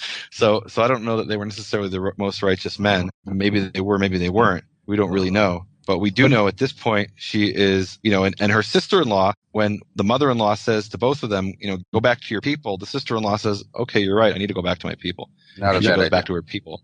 Ruth says, no, your people are my people and your God is my God. I don't got no other people or any other God. Amen. There it is. Verse 7, you shall not abhor an Edomite, for he is your brother. You shall not abhor an Egyptian, because you were aliens in his land. The children of the third generation born to them may enter the assembly of Yehovah. Okay, we have to at least ask one question. So the significance of the 10th generation. So is the 10th generation legitimately counted to the 10th generation, or does the 10th generation represent the same as, for a long time? Well, no, it says Ad Olam, forever. Okay. So saying to the 10th generation just means, it says even to the 10th generation, meaning it basically just means forever. There it is. Because in verse 4 it repeats that, and 10 is just like basically just a whole number. It's rounding off. It's not necessarily 13.5 generations. It's not. That was the Methodist softball I was pitching. I was pitching the Methodist. Hey, softball we skipped the illegitimate child in verse 3. What do you got? Yes, let's go back there. Verse 1 in mine. Okay. Sorry. Keith, what do you got? You got illegitimate child, Keith? Verse which one? 23:2. 23:2. No one born of a forbidden marriage. Whoa. Okay. So let's put it on the table. The word in Hebrew is mamzer. And if you have children listening, you might want to turn this off or fast forward. But so mamzer is the Hebrew word that normally is translated bastard. Now, what is the historical Jewish definition of bastard? And when I say historical, I really mean rabbinical definition. The rabbinical definition of bastard is somebody born of a forbidden marriage. Exactly what Keith's translation says. Oh, the NIV wins points again. Well, not so fast. Oh, okay. We're not there yet. Okay. Hold on. So, I have no problem looking at historical sources and seeing how things were traditionally interpreted, but it's got to fit scripture. And you'll see in a minute this doesn't. Okay. So mamzer in the rabbinical sense means somebody born of forbidden marriage, which could be adultery, it could be incest, it could be, those are basically the two main categories, incest and adultery. And now let's talk about the Christian definition of bastard, because this confuses a lot of people. They'll say, oh, my mother wasn't married when and therefore I'm a bastard and I can never come into the congregation of Yahweh. And, no. So the Christian definition of bastard is anybody born out of wedlock. That's, in Judaism, if the man has sex with the woman and impregnates her, then essentially they're married, unless he's married to somebody else. So now, is that the correct definition? Now I looked this years ago. I did some research on this and I found out that in the earliest rabbinical sources that talk about mamzer, about this term, they actually didn't know what it meant. They actually they say we don't know what this word means. We forgot the meaning. And then they talk about how some rabbi found a scroll, and based on that scroll, they think it means an illegitimate child. So this is an actual ancient tradition. This is something that the rabbi said that they actually forgot the tradition of what it meant, and then claimed to have recovered it allegedly. Now let's see if that really fits with what we find in scripture. So this word appears twice in the Hebrew Bible, in the Tanakh. And the second one is in Zechariah chapter 9, verse 6. And it's talking about how there'll be this situation where the Philistines will be conquered. And it says, and the bastard, or literally it says, and the mamzer shall dwell in Ashdod, and I will cut off the glory of the Philistines. That's what it says in the Hebrew. What do you got in your English, Zechariah 9:6? A mixed race shall settle in Ashdod, and I will cut off the pride of the Philistines. Wow. That's a mixed race. Oh, boy. Wow. I don't even know what to say about that. Keith, what do you got? What do you got in I gotta say something about Jono's translation, because Jono's translation, not Jono's fault, but Jono's translation is reflecting, how do I put this politely, essentially a racist ideology of, the 17th century or so, or the 19th century. Am I wrong about that? I mean, that's what it sounds like to me. I mean, this idea of a mixed race, help me out here, Keith. Yeah, I think Jono's definitely going down the slippery slope there. Keith, what have you got? What have you got in 9:6? So you want to go in Ezra 9:6? No. This is Zechariah 9:6. Okay, I'm sorry. Zechariah 9:6. It says, "Foreigners will occupy Ashdod." The King James says, "And a bastard shall dwell in Ashdod," which becomes almost ridiculous. Like, it makes it sound like there's this army of bastards who are going to, who are going to conquer Ashdod, from the Philistines. How many more times are you going to use that word? That's all I want to know. I'm using it in a legitimate context here. So it makes no sense that this army of children of adultery are going to conquer Ashdod. It makes absolutely, it's ridiculous. And because of this, some of the Jewish Bible commentators in the Middle Ages, they said, wait a minute, mamzer doesn't mean bastard. What mamzer actually means is it's a compound word, mumzar, which means a foreign blemish. And this may have actually been the name of one of the tribes that lived in the Negev desert. And they then came out of the desert, burst out of the desert, and conquered Ashdod. And so that it's possibly the name of the people, is what you're saying. Yeah, we've got a series of nations. We got the Edomite and the Ammonite and the Moabite and the Mamzer, and that makes more sense. The army of like it makes the other interpretation, what the King James has, makes absolutely no sense. Why would there be an army of all the people in that army are of that sure. heritage? Well, let me read to you what I've got in my little study notes here in the New King James Study Bible. I've got illegitimate birth may refer to the offspring of an illicit cultic union, such as the children of a temple prostitute. Now, where would they get that from? Does that ring a bell at all? Like they just made that up. Okay, there you go. All right. How about that? I'm telling you, folks, it's the Hebrew Bible, then the NIV. The NIV. No, the NIV isn't so bad. The NIV kind of got it this time. They said a foreigner. That actually could be, another point, which is a foreign blemish. That's actually they're on the ball for that one. But did they get it in Deuteronomy 23? And the answer is no. Like, why would you translate it one way in this verse and another way in that verse? Sure. And what it shows is that Deuteronomy isn't saying that children of forbidden unions aren't allowed to come to the congregation of Yehovah. Because why would Yehovah punish the children for something that their father and mother did? Yep. It doesn't even make sense. And that comes up later on as well. And that's a Torah Pearl. Thank you for that, Nehemiah. When the army goes out against your enemies, then keep yourself from every wicked thing. If there is any man among you who becomes unclean by some occurrence in the night, then he shall go outside the camp. He shall not come inside the camp, but it shall be when evening comes that he shall wash with water, and when the sun sets he may come into the camp. Also, you shall have a place outside the camp where you may go out, and it shall be you will have an implement among your equipment, and when you sit down outside, you shall dig it and turn it over and cover your refuse. For Yehovah your God walks in the midst of your camp to deliver you and to give your enemies over to you. Therefore your camp shall be holy, that he may see no unclean thing among you and turn away from you. It's obvious to me that if there's a next show, the control translation will be the NIV. No, I'm just telling you. I'm just telling you. At this point, the New King James Version is out of control, and so what have you got there? I'm just kidding. No, I really am. I'm just kidding. You're okay. Come on, New King James. We've got to score a few more points. We can't let Keith win this late in the series. Okay. You shall not give back to his master the slave who has escaped from his... You shall not give back to his master the slave who has escaped from his master to you. He may dwell with you in your midst. Interesting. In the place which he chooses within one of your gates, where it seems best for him, you shall not oppress him. So if the slave makes it out and is that kind of like making it to the embassy? And so I want to ask something that we might need to edit out, but let's talk about something uncomfortable. Okay. So there was slavery in America in the South, right? And a lot of the Christians in that time actually tried to justify this from the Bible. How did they explain this verse? They didn't read it. They just flat out didn't read it. No. The heck? Okay. All right. Yeah. So it is what it is. Yes. So there shall be no. I've got a few asterisks here, Nehemiah. So I want to. Or if they did read it, they then said this is Israel, not America. Yeah, I guess so. Okay. Take out the good bits, apply those. There shall be no ritual harlot, of the daughters of Israel, or a perverted one of the sons of Israel. Couple of asterisks in there. No, that's what it says. Keith, come on. What do you got in yours, Keith?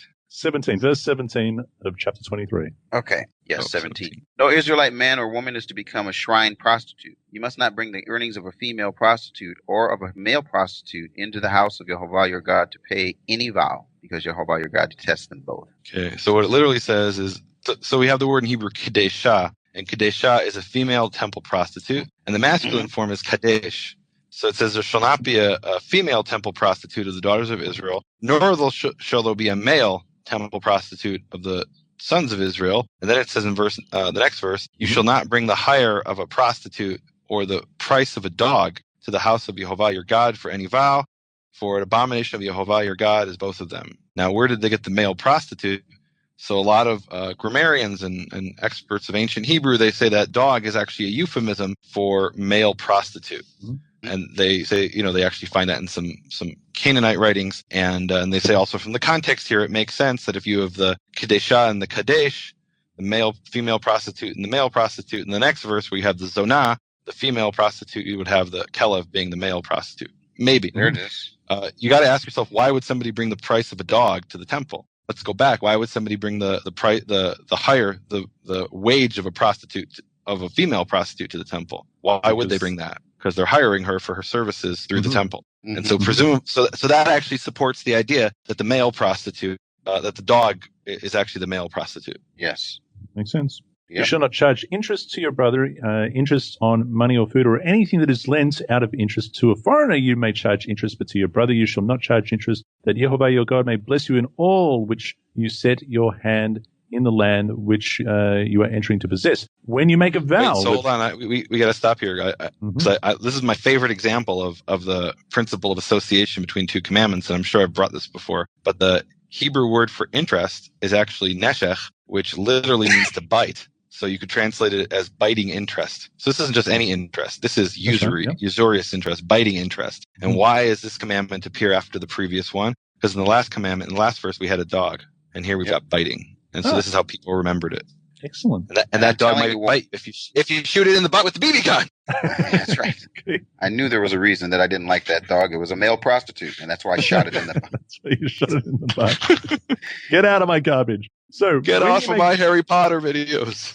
When you make a vow to Jehovah your God, you shall not delay to repay it, for Jehovah your God will surely require it of you, and it would be sin to you. But if you abstain from vowing, then it shall not be a sin to you.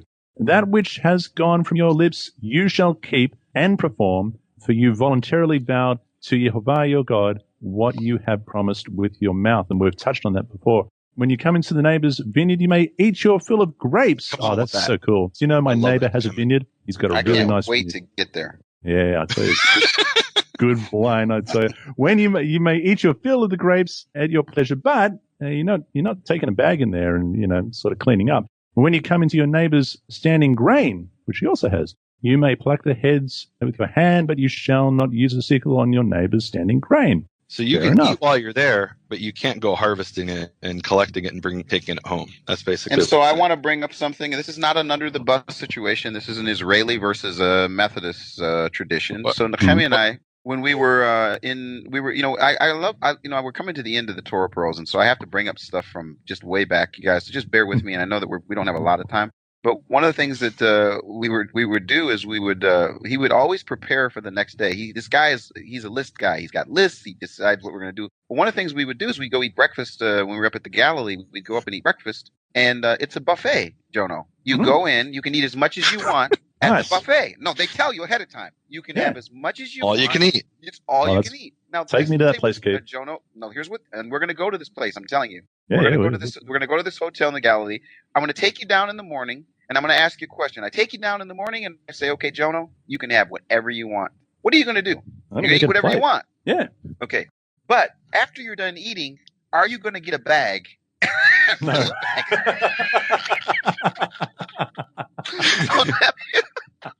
So I made a sandwich. I decided to take it with me. So I said to Nehemiah, you can't make lunch from breakfast. He's like, yes, I can. I've been waiting. In Israel. I've been waiting for a Torah verse that I can come to rebuke him. I mean, you can't go to your neighbor's house and fill up a bag. Yeah, but that's different. I actually paid for this food. Okay. Well, guess what, you guys? He was right because I ended up asking him for some of his lunch, just like some of his water. Walk away going, I don't know this guy. This guy, I don't know him. I'm going over here now. I'm tired. Let's go. All right, here we are. Chapter 24. We're getting along here. When? Okay, let me go through the 4 verses here. When a man takes a wife and marries her, and it happens, she finds no favor in his eyes because he has found some uncleanness in her, and he writes her a certificate of divorce and puts it in her hand and sends her out of his house when she has departed from his house and goes and becomes another man's wife. If the latter husband detests her and writes her a certificate of divorce, puts it in her hand, and sends her out of his house, or if the latter husband dies and who took her as his wife, then, verse 4, her former husband who divorced her must not take her back to be his wife after she has been defiled. For that is an abomination before Jehovah, and you shall not bring sin on the land, which Jehovah, your God, is giving you as an inheritance, Keith. What I'd like to do is I'm going to try something completely different than what we normally would discuss here. Wow. I want to ask this question of both Jono and Nehemiah. What is this issue? And in the United States, what happens is that if you have a divorce, you split up the property.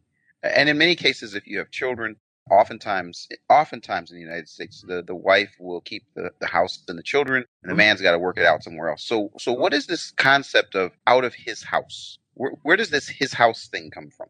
And this is an important question. I want to throw this out. I want to give you a softball. What does this mean where he can say, you leave, he can say, leave my house? So the house doesn't even really belong to him.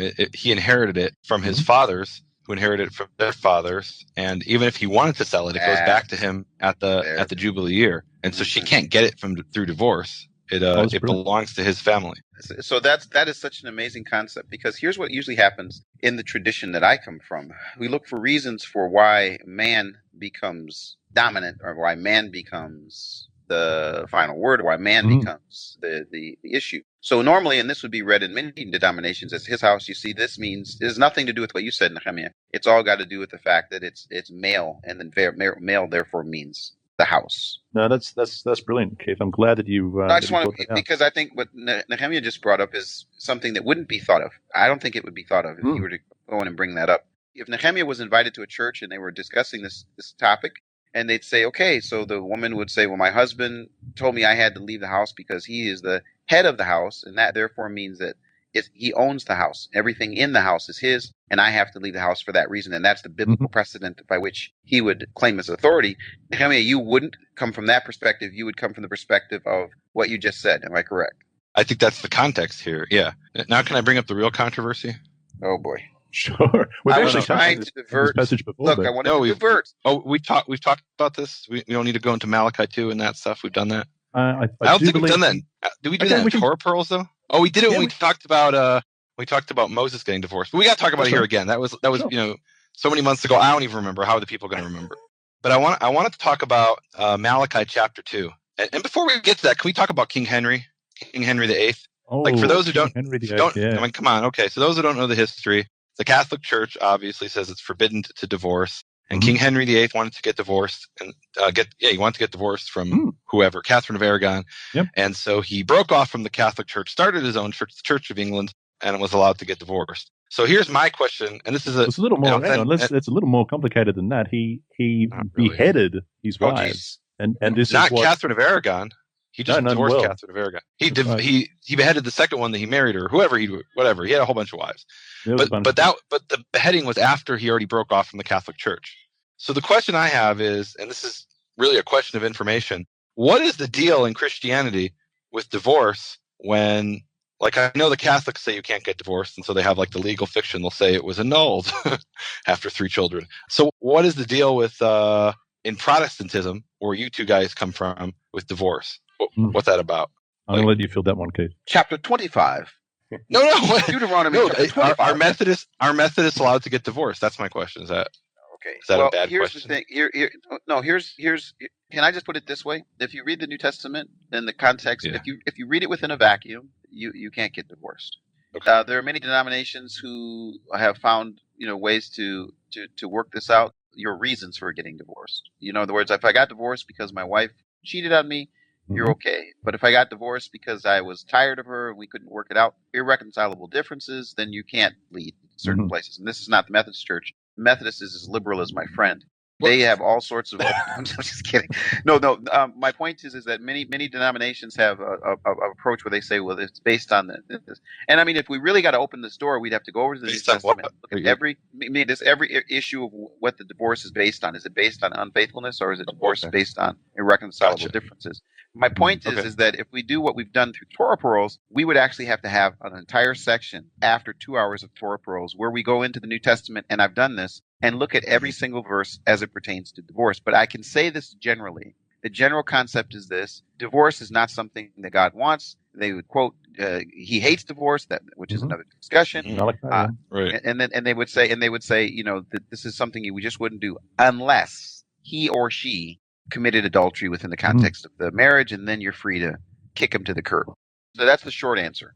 And there's a couple of passages in Matthew, I believe, that is used to support that argument. And then there's one in Luke as well, 16:18. Whoever divorces his wife and marries another commits adultery, and whoever marries her who is divorced from her husband commits adultery.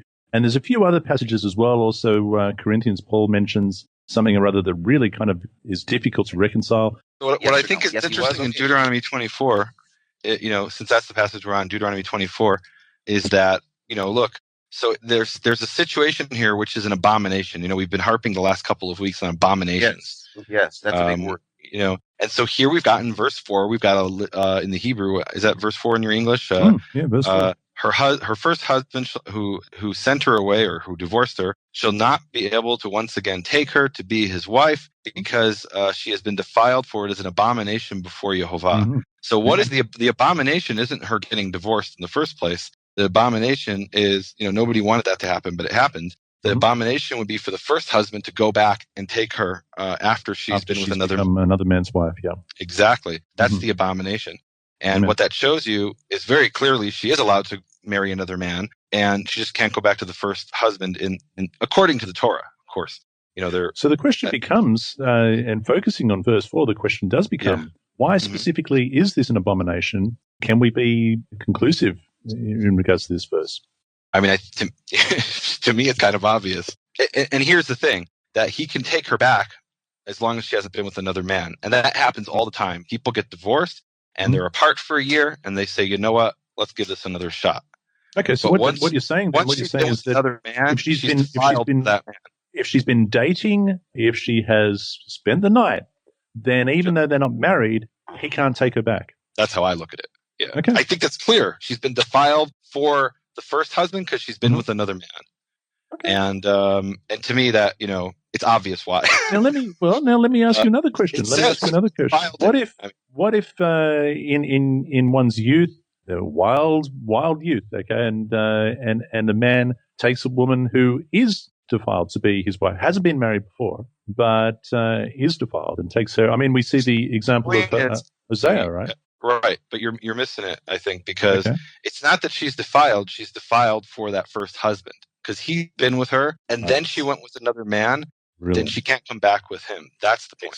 Now, we got to look at Malachi. I know we did this before. We'll do it real quick. Chapter 2, and it is in blah, blah, blah. Where is it? I had it right in front of me. Well, I know we've done it before, so we'll just do verse 16, okay? For I hate divorce, says the Lord, right? I mean, that's what your translations have.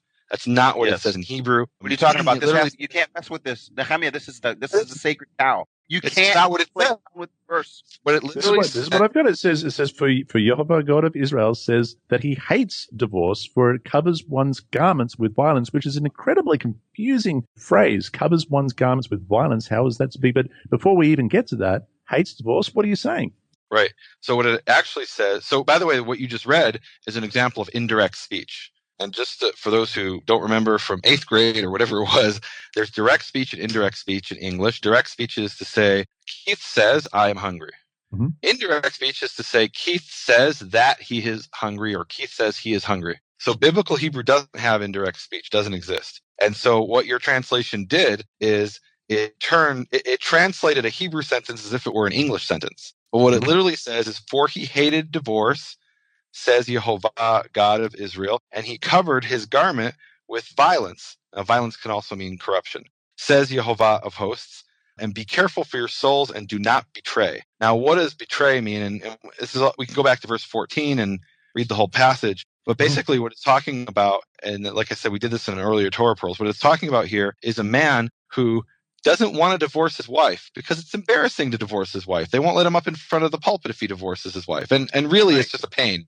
He doesn't want to divorce her. He hates to divorce, so he just takes a girlfriend, or he takes a second wife. Mm-hmm. That's the betrayal that it's talking about here. And the person dealing treacherously with the wife of his youth, which is what it says in the previous verse. Betrayal, which means to have relations with someone who's not your wife. So the betrayal, the treachery here is that he said, you know what? I'm not going to divorce her. I'm just going to take a different wife and let her languish. And she can't go out and marry somebody else. And she doesn't have a husband who's acting like a husband. So she's stuck in this limbo. That's the treachery here. And he did that because he hated divorce. The husband is the one who hated divorce. He's the same one who covered his garments with violence. And garment often is a metaphor for action. Do you have any idea of the problems that you're causing right now by giving us the Hebrew? By giving us what it says in the Hebrew? It'd be so much easier if we could just stay with the NIV that just says, quote, unquote, I hate divorce, says Yehovah, God of Israel. Okay, so let me get this slow down. No, you guys want to open up this can? I don't know that we actually. He wants to open this. No, I'm telling you, he's got to slow down again. Nehemiah. So indirect speech, direct speech. Yeah. Read the verse in Hebrew, translate it in English, just the way it says it. For he hated divorce, says Yehovah, God of Israel, and he covered with violence his garment, says Yehovah of hosts. And now be careful of your souls and do not betray. That's the literal translation. Try it for the people. What's that? What I've got. Let me read what I've got. The Lord God of Israel says that He, capital H, I've got Keith, He hates divorce. Now, what Nehemiah is saying is that that's a lowercase h. That He. It has to be a lowercase h because What do you mean? There's no he in my NIV.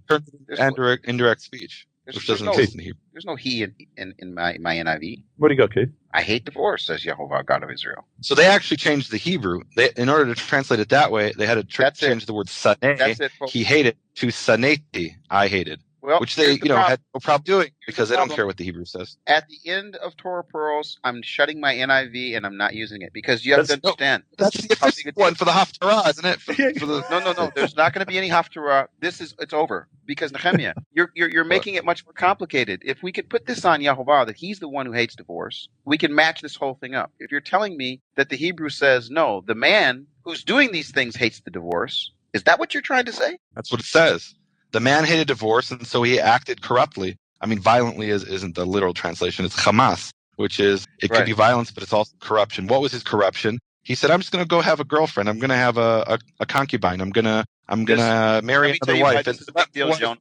Let me tell you why this is a big deal. Let me tell you why this is a big deal, Jono. Because you may not know it over in Australia, but over here in the United States, there are actually people that are beginning to say that, yes, in fact, you can go out and find that girlfriend and you can go out and find that concubine and you can go out and do that because if you don't want to go through the process of divorce, even you don't want to treat your wife well, you don't want to treat her in a way that's respectable, honorable. What you want to do instead is, okay, look, we won't worry about divorce so that no one will keep me out of my pulpits. I'll just have a few girlfriends and it'll be fine. They don't want to hear this Torah Pearls. They don't want to hear this verse. This is going to mess up a lot of the new false teaching that's going on. I'll tell you, in Nehemiah, I don't think I don't recall that we did touch on. No, we didn't do that. He's been waiting the entire year to drop this on us. This is new to me. So that he hates divorce. Now just bring it to me one more time, Nehemiah. Okay, so for it covers his garment, or it covers one's garment, or his garment with corruption, or with violence. He covers his garment with corruption. Okay. Now, what does that phrase mean? What's that sentence mean? What that means is he decides to, because he hated divorce, he decided to act immorally. And what did he do? He went, and actually, we skipped verse 14, but let's read verse 14. So maybe we want to start in verse 13. It talks about the altar is crying, and you said why? In verse 14, why is the altar crying? Because Yehovah testifies between you and the wife of your youth, whom you have betrayed, that she is your companion. She is your wife by covenant. Right. So how did he betray her? Well, betrayal in Hebrew means that he had relations with a different woman. That's what it means to be to betray a woman. Sure. It means, in English, it means that as well.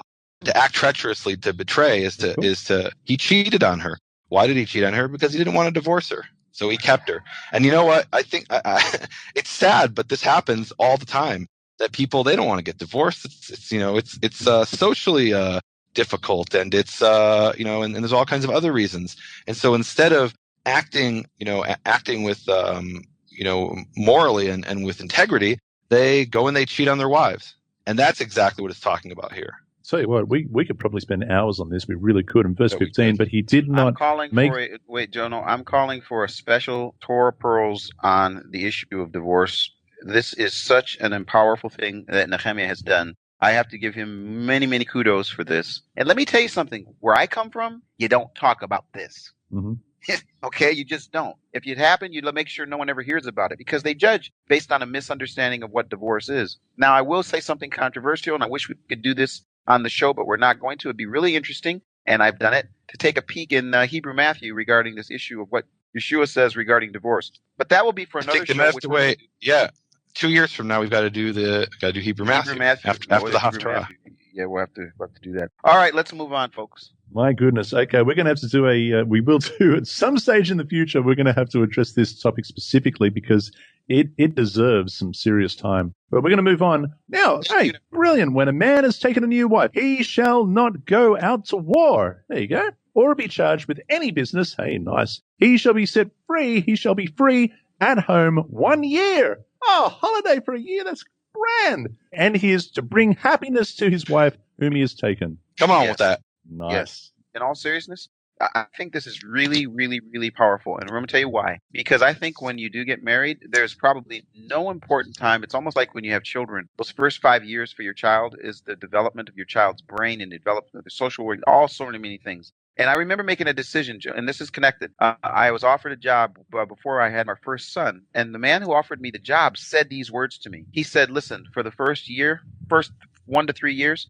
you won't have any time for your family. You won't have any time to be able to be with your children. But after you've gotten through those first 3 years, you'll be able to have, everything you want. And I pulled up to a friend's house who had a little daughter that was 3 years old. And I didn't know what ages meant. So I said to him, how old is your daughter? He said 3. And I looked at her and I made a decision that I wouldn't take the job because I didn't understand I didn't understand up to that point what it meant to invest in my children at the young age. Why this is so powerful is that it says, for that first year, you will not go off to war. So what's happening in that first year of marriage? What's really happening? It's not just to get to know you. And this is like foundational to what's going to happen in the future of that marriage. There's got to be time, effort, energy, etc., put into that situation.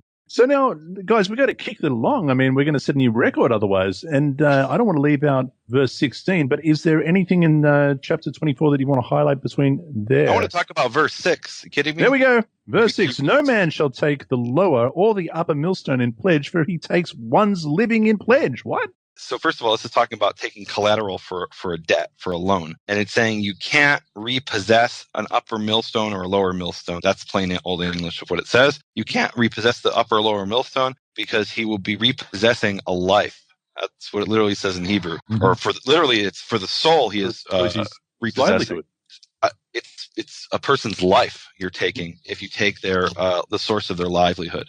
And I think that's an important message for us to be aware of. Today we live in a society where they come and they take people's homes away all the time. And here are these rules about how if you're going to be taking away taking the pledge, the collateral, that you've got to stand at the door and wait for the person to bring it out to you. And later on the chapter, and so I think that's something for us to remember. There's some problems with the way our society works when it comes to debt. That's an understatement. Anyway, sure, absolutely. Okay, so I'm jumping to 16. Okay, is that all right? Yes.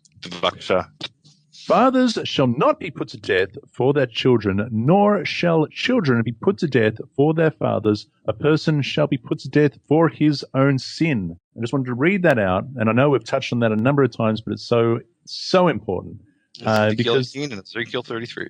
Ezekiel 18 and Ezekiel 33, and I'll put a link to that conversation that you and I had. That's just a quick half-hour one, but it's so powerful, and everyone should be reminded. Can I just ask a question? Now that I've made it, now that I'm in Torah Pearls and I've been doing this for a year, do I get to have some of those things where you could say, I'll put a link on, well, Keith and I talked about this situation. You and Nehemiah have got all these links. I want a link.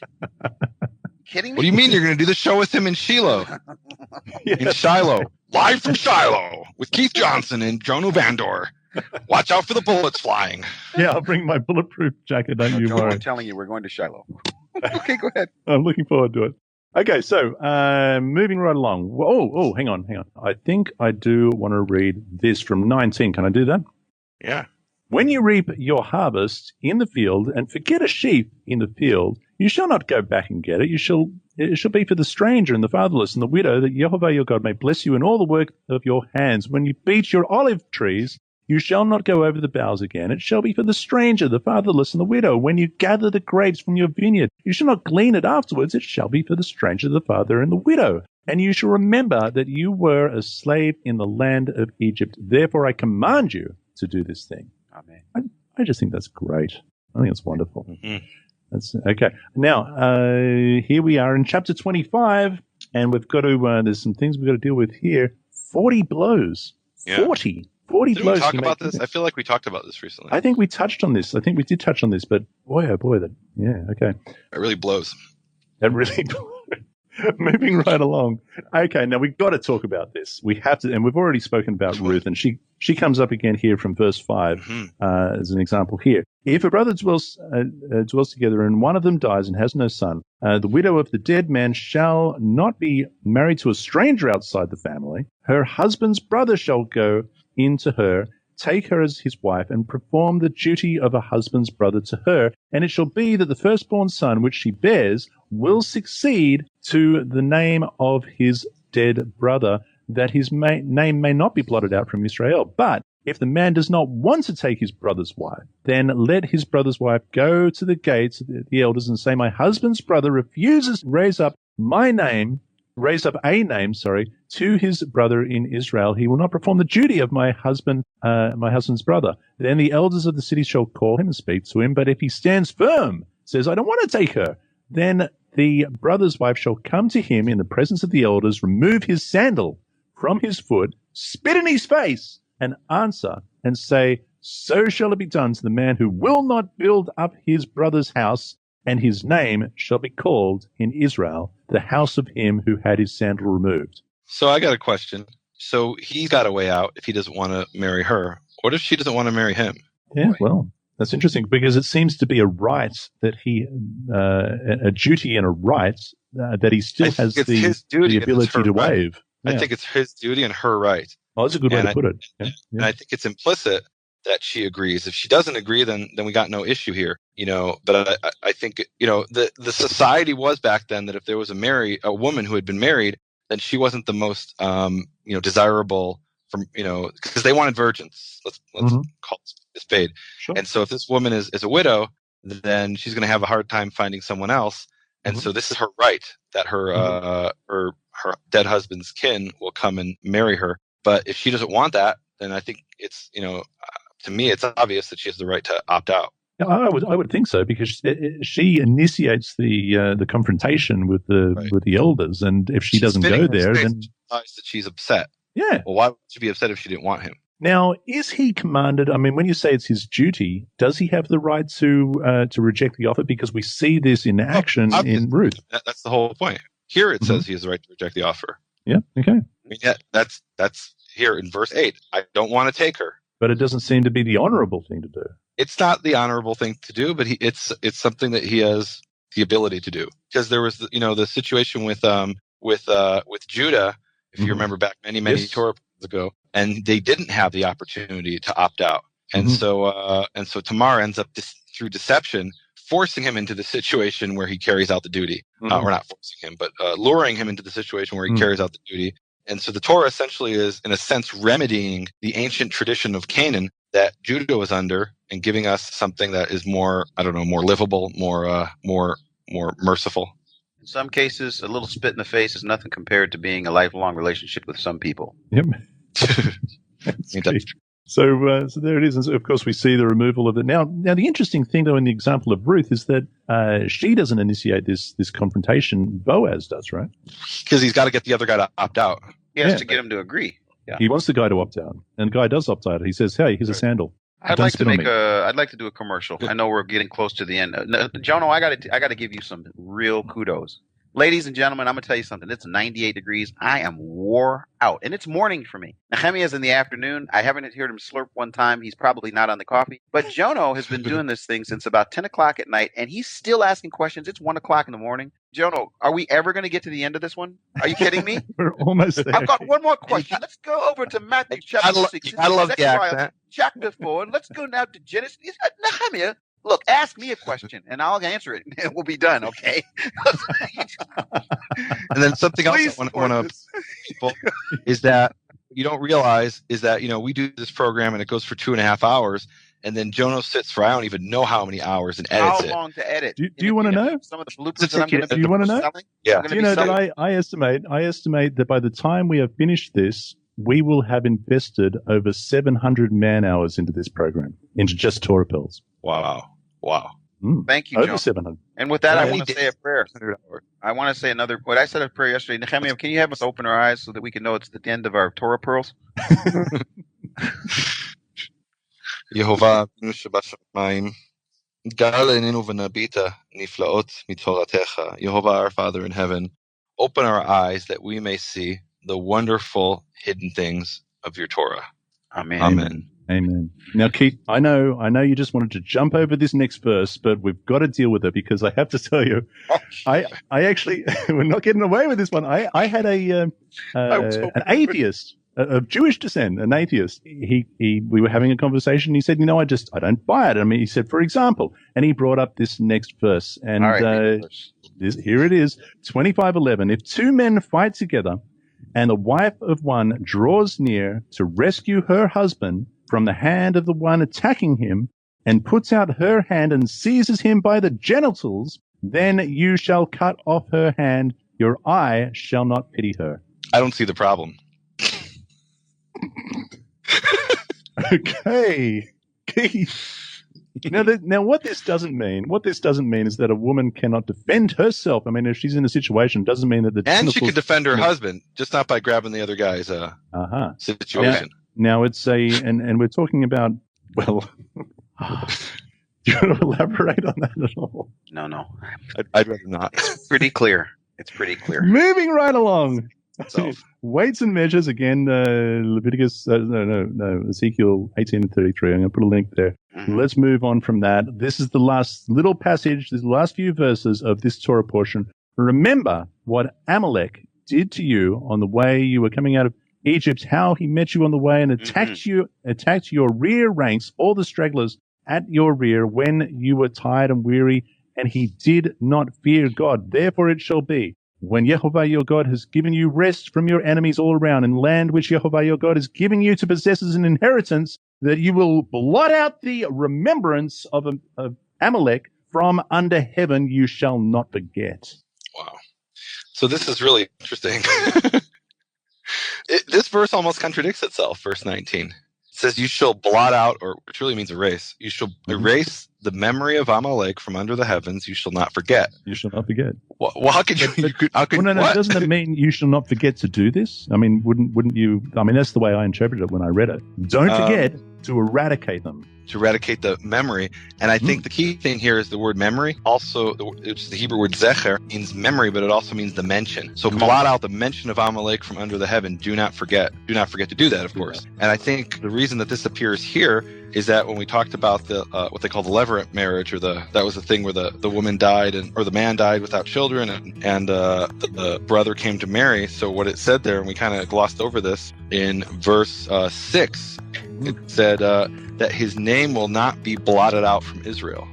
So what you blot out, what you erase, is the mention of someone's name. And the way his name in this case would be blotted out is that by not having a child.